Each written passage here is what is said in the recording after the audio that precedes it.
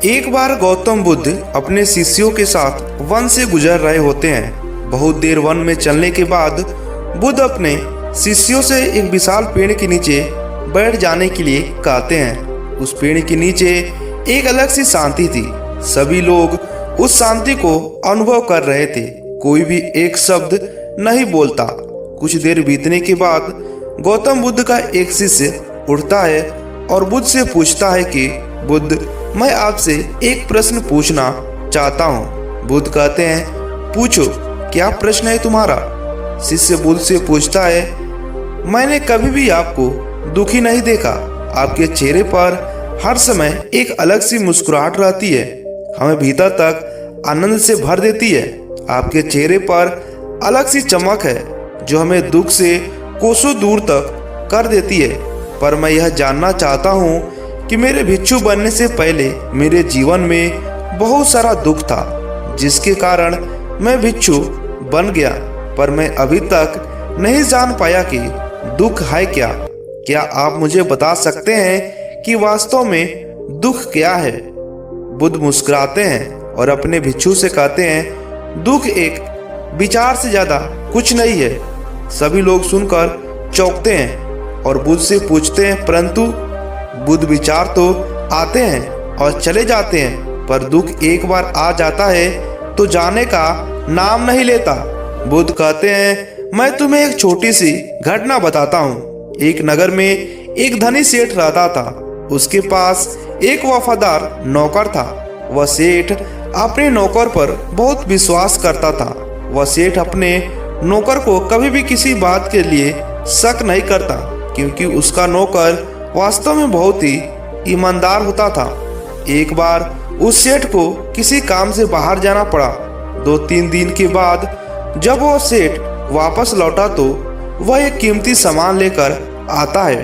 वह उस कीमती सामान को अपने कमरे में बड़ा सजा कर रख देता है और अपने नौकर से कहता है, तुम्हें खास तौर पर इस चीज का ध्यान रखना है। ध्यान रहे यह टूटे नहीं, यह मेरा बहुत ही प्रिय है। नौकर कहता है, मालिक, मैं पूरा ध्यान रखूंगा, आप चिंता न करें।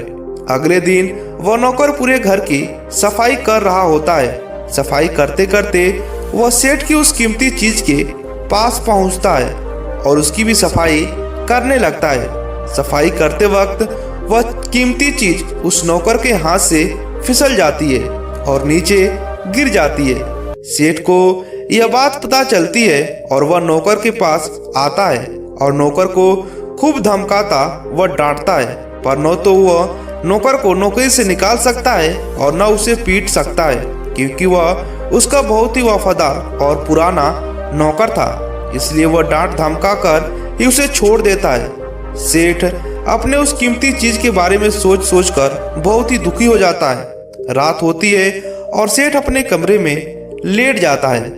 सेठ को नींद नहीं आ रही होती है। वह बहुत ही बेचैन होता है। बेचैनी के कारण सेठ अपने कमरे से बाहर निकलता है और देखता है कि उसका नौकर निश्चिंत में खराटे लेकर सो रहा है। वह यह सब देखकर क्रोधित हो जाता है। सेठ सोचता है, इसने मेरी इतनी कीमती चीज तोड़ दी है और इसे बिल्कुल भी चिंता नहीं है। मुझे यहाँ नींद भी नहीं आ रही और यह आराम से सो रहा है। सेठ अपने कमरे में वापस चला जाता है। अगले दिन सुबह सेठ सोचता है, मैं इस समस्या से कैसे निकलूं। फिर सेठ को एक तरकीब समझ आती है। वह अपने नौकर के पास जाता है और अपने नौकर से कहता है, मुझे बहुत दुख हो रहा है, यह बताते हुए कि वह जो कीमती चीज कल तुमने तोड़ी थी वह मैं तुम्हारे लिए लाया था। मैं चाहता था कि उसे तुम्हें उपहार में दूं, परंतु अब क्या कर सकते हैं, अब तो वह टूट गई है। सेठ की बात सुनकर नौकर को धक्का लगा। नौकर सोचता है, अरे यह तो बहुत ही बड़ी गलती हो गई। वह इतनी कीमती और महंगी चीज मेरे लिए थी और वो मुझसे टूट गई। फिर क्या?